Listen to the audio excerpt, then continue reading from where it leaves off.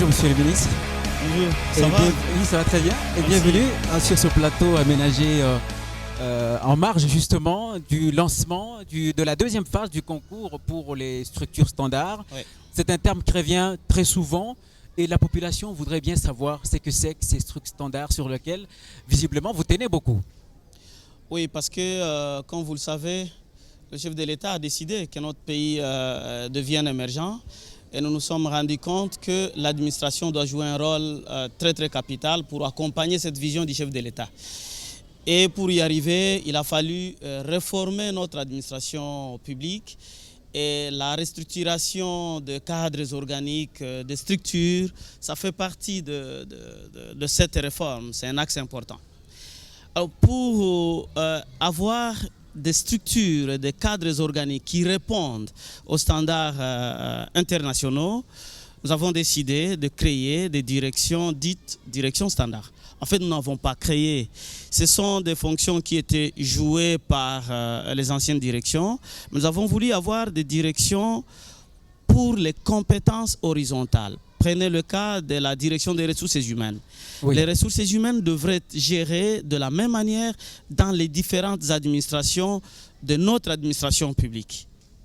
Si vous prenez la direction d'études et de planification, ou encore la direction administrative et financière, les finances publiques devraient être gérées de la même manière, en tout cas avec la même efficacité dans toutes les administrations. Nous avons donc 4 principales directions dites standards à compétences horizontales et où nous pouvons affecter quelqu'un qui a de la compétence dans n'importe quelle administration pour jouer le même rôle. Par contre, chaque ministère, chaque administration a des spécificités. Ce sont les directions métiers, les directions spécifiques. Si vous prenez le cas de l'administration de la santé publique, nous avons les 4 directions standards, mais nous avons des directions spécifiques à la santé. Voilà la différence entre les directions standards et les directions métiers. Mais on aimerait savoir quelles sont les conditions qu'il faut remplir effectivement pour prester dans ces directions standards. Ben, il faut remplir le premier critère, c'est que c'est un concours qui est ouvert en interne, c'est-à-dire ouvert à ceux qui sont déjà agents de l'État. Nous avons aussi décidé de l'ouvrir aux nouvelles unités parce que, comme vous le savez, le gouvernement a décidé de régulariser progressivement la situation des nouvelles unités. On leur a aussi donné la chance de participer à ce concours. Et puis, ça dépend du poste auquel vous aspirez. L'expérience aussi a été un des critères. Nous avons pensé qu'avec ça, nous allons choisir les meilleurs pour occuper les postes ouverts dans les directions standards. Et ces meilleurs, après cette étape, seront déployés en province? Non. Les structures standards, les directions standards concernent les administrations centrales. Ok. D'accord? C'est-à-dire ici à Kinshasa. Alors, ceux qui sont en province, qui vont réussir, viendront occuper les postes ici à Kinshasa. Monsieur le ministre, vous étiez récemment au Parlement et votre loi sur la sécurité sociale a été rejetée. Et du coup, la déception a gagné les agents qui devraient en être bénéficiaires. Qu'en dites-vous ? On peut dire tout simplement que c'est une loi qui a été recalée. Certainement que l'Assemblée nationale trouvera un moyen, parce que c'est très important. C'est la même Assemblée nationale qui avait demandé au gouvernement d'élaborer un deuxième projet de loi, parce que le gouvernement avait présenté un projet de loi pour tous les travailleurs. À l'époque, on a voulu séparer ceux qui sont régis par le Code du travail de ceux qui sont payés par le Trésor public. Et donc, nous pensons que ça sera fait. Ça va prendre un peu de temps. Il faut apaiser les fonctionnaires de l'État. L'Assemblée nationale ne peut pas rejeter une loi aussi importante que celle-là. Et donc, en attendant, nous travaillons sur un règlement d'administration. Mais ce qu'il faut retenir, c'est que si nous fonctionnons avec un règlement d'administration, seuls les agents des services publics de l'État, c'est-à-dire régis par le statut qui a été promulgué par le chef de l'État, vont être concernés par la caisse nationale de sécurité sociale. Or, notre objectif est que tout celui qui est payé par le Trésor public soit concerné par la prise en charge au niveau du régime social par la Caisse nationale de sécurité sociale. Une autre question d'actualité, c'est le lancement récent de la campagne de mécanisation de NP. Est-ce que c'est finalement le début de la reconnaissance de ceux qui ont presté pour la nation et qui n'étaient pas en quelque sorte rémunérés? Ce n'est pas le début, c'est la suite de la reconnaissance. Le gouvernement a toujours reconnu qu'il y a des agents qui travaillent et qui ont beaucoup travaillé sans être payés pour plusieurs raisons. Mais la principale, c'est que d'abord, le recrutement lui-même dans l'administration publique n'a pas toujours respecté les normes et les critères de recrutement. Ça fait qu'on se retrouve avec toute une série de gens qui ont été recrutés sans tenir compte des postes organiques vacants et des postes budgétaires, parce qu'il ne suffit pas qu'un poste ait été créé, il faut aussi qu'il y ait de l'argent prévu pour ce poste-là.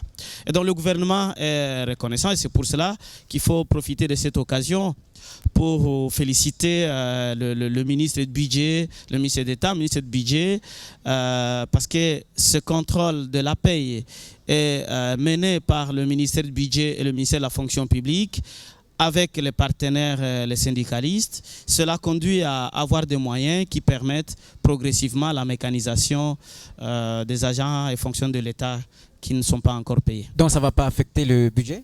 Non, ça ne va pas affecter le budget de l'État. C'est en fait dans le budget qui existe que l'on met en évidence de l'argent, il faut le dire tout haut, de l'argent qui allait à côté, qui allait dans les poches des gens, que nous sommes en train de récupérer et qui est utilisé pour rémunérer ceux qui travaillent pour l'État. Alors, Excellence, je voulais justement vous poser une question, s'il faut revenir toujours sur cette caisse de sécurité sociale. Oui. Est-ce que vous avez une promesse aujourd'hui à faire à tous ces fonctionnaires ou ceux qui sont éligibles à la retraite par rapport à ça? Ben écoutez, d'abord, la caisse existe déjà juridiquement depuis le mois de décembre 2015. L'équipe chargée de mission de la mise en place de cette caisse est déjà opérationnelle. Et comme je l'ai annoncé depuis quelques mois, en tout cas d'ici fin décembre, cette caisse va être fonctionnelle. Et au courant du premier trimestre de l'année 2017, nous allons commencer à payer les retraités par la Caisse nationale de sécurité sociale. Ça, c'est parti et il n'y a rien qui va l'arrêter. On pensait que c'était conditionné par l'adoption de la loi. Ben, vous ne m'avez pas suivi. En attendant, nous allons avoir un règlement d'administration qui va être signé par le Premier ministre. Et donc, la Caisse va commencer par payer les éligibles à la retraite, les retraités qui sont régis par le statut qui a été promulgué par le chef de l'État, en attendant que nous ayons une loi qui va pouvoir généraliser cela à tous les agents et fonctionnaires de l'État, c'est-à-dire à tous ceux qui sont pris en charge par le Trésor public. Je cite les enseignants, les magistrats, les militaires, les policiers, les médecins. Tous ces gens-là ont des statuts spécifiques. Pour commencer, ils ne vont pas être concernés par la Caisse nationale de sécurité sociale en attendant la loi. Mais nous avons les agents qui sont régis par le nouveau statut qui a été promulgué par le chef de l'État. Et ils vont déjà commencer à être pris en charge par la Caisse nationale de sécurité sociale dès le premier trimestre 2017.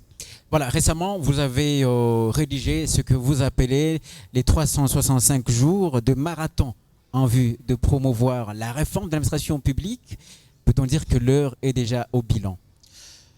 Ben, vous êtes les journalistes, vous allez fouiller, même dans nos cabinets. Ça, c'est le rapport que nous avons élaboré avec tous mes collaborateurs, avec mon administration. Et c'est l'occasion pour remercier tous ceux qui travaillent avec moi au quotidien. En fait, c'est un travail d'équipe. Nous avons là produit un rapport sur les 365 jours que nous venions de passer à la tête du ministère de la fonction publique. Nous avons présenté les priorités, les résultats atteints à ce niveau, le processus qui est en cours et les perspectives. Parmi les perspectives, il y a par exemple cette caisse qui doit être fonctionnelle d'ici la fin de cette année pour que le paiement commence au premier trimestre de l'année prochaine. Il y a ce concours que nous venons de lancer aujourd'hui pour la mise en place effective des structures standards. Notre objectif est que d'ici la fin de l'année, toutes les structures standards soient mises en place dans les différentes administrations. Il y a la mise en place des services publics du secteur déconcentré en province. Et notamment dans les nouvelles provinces. Vous savez que le découpage territorial qui a été effectué par le chef de l'État a permis à notre pays de faire en sorte que l'administration se rapproche plus des administrés, mais jusque-là, il n'y avait pas encore d'administration publique dans les 15 nouvelles provinces que j'appellerais nouvelles provinces filles. Et nous devons mettre en place ces administrations. Et d'ailleurs, cet après-midi, je m'envole pour Lubumbashi pour aller lancer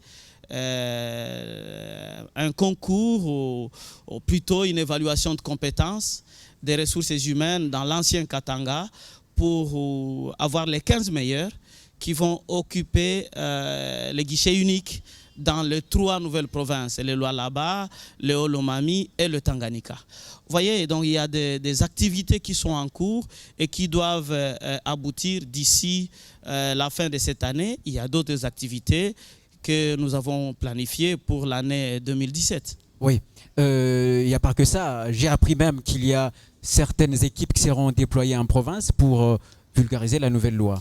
Vous savez, la nouvelle loi, le nouveau statut venait d'être promulgué par le chef de l'État après 35 ans. C'est-à-dire que ce nouveau statut remplace celui de 1981.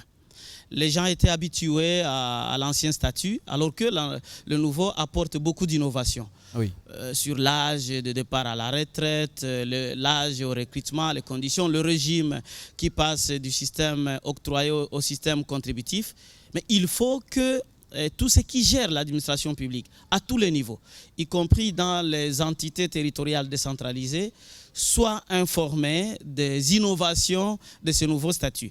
C'est pour cela qu'au moment où je vous parle, il y a des équipes déployées sur toute l'étendue de la République pour vulgariser cette nouvelle loi. Et donc, nous menons beaucoup d'activités. Il y a ce concours de structures standards, il y a la vulgarisation du nouveau statut, il y a l'installation des administrations publiques dans les nouvelles provinces sous forme de guichets uniques que nous allons lancer dès demain à Lubumbashi. Et donc, l'objectif est que nous ayons une administration publique excellente pour porter haut la vision du chef de l'État, celle de voir notre pays devenir émergent à l'horizon 2030. Nous constatons que vous êtes sur plusieurs fronts à la fois. Est-ce que ça ne va pas vous épuiser? Non, je crois que j'ai encore de l'énergie et puis moi je coordonne. Nous avons des collaborateurs très efficaces dans notre administration publique. Comme au cabinet, nous avons aussi des collaborateurs très efficaces. Quoi qu'il en soit, nous n'avons pas de choix parce que nous sommes grandement en retard. Et nous n'avons même plus une minute à perdre. Il faut à tout prix que ce pays se dote d'une administration qui soit efficace. Sinon, il ne deviendra jamais émergent, alors il ne deviendra jamais un pays développé. Vous parlez avec beaucoup d'optimisme. Qu'est-ce qui vous prouve que ça va aller? Qu'est-ce qui me prouve que ça va aller? Oui. D'abord, le fait que, si vous le constatez bien, la réforme de l'administration publique est soutenue d'abord au plus haut niveau de la République. Le chef de l'État lui-même n'agit que par l'efficacité de notre administration publique pour l'émergence du pays. Le Premier ministre qui vient de m'autoriser de lancer ce concours, qui vient de m'autoriser de partir à Lubumbashi, donc le gouvernement lui-même y tient. Prenons notre Parlement, l'Assemblée nationale et le Sénat. Ils ont voté les lois qui nous donnent cette force. Nous allons vulgariser le nouveau statut parce que cela a été voté par notre Parlement. Finalement, toutes les institutions soutiennent la réforme de l'administration publique. Les agents et fonctionnaires de l'État eux-mêmes soutiennent la réforme de l'administration publique. Nous avons mis en place un mécanisme de dialogue social, parce que ça, il ne faut pas oublier. Oui. Nous travaillons avec les syndicalistes. Même dans l'organisation de ce concours, le banc syndical est impliqué. Dans la vulgarisation, ce sont les syndicalistes qui sont impliqués. Dans ce qui va se faire demain à Lubumbashi, je vais être avec les syndicalistes. Je ne vois pas ce qui peut bloquer ce processus qui a été mis en place. Donc le train est en marche. Le train est en marche et je crois que le train a atteint une vitesse de croisière. Est-ce que dans cette démarche, comme vous venez de le dire, nous remarquons que vous mettez un point d'honneur sur la communication? Peut-on dire que c'est l'un des éléments qui faisait que ça ne marche pas avant ou que ça piétine? Ou comment? Vous savez, si vous avez bien lu finalement le rapport que nous avons produit, oui. Il y a une phrase où j'ai écrit que 48 heures après ma prise de fonction, je suis allé affronter mes amis les syndicalistes. La communication a occupé une place de choix et la communication occupera une place de choix parce qu'il faut que tout le monde s'approprie le contenu de la réforme de l'administration publique. Toute réforme crée de la résistance et la résistance provient du manque de communication. Merci beaucoup, monsieur le ministre. Merci à vous aussi.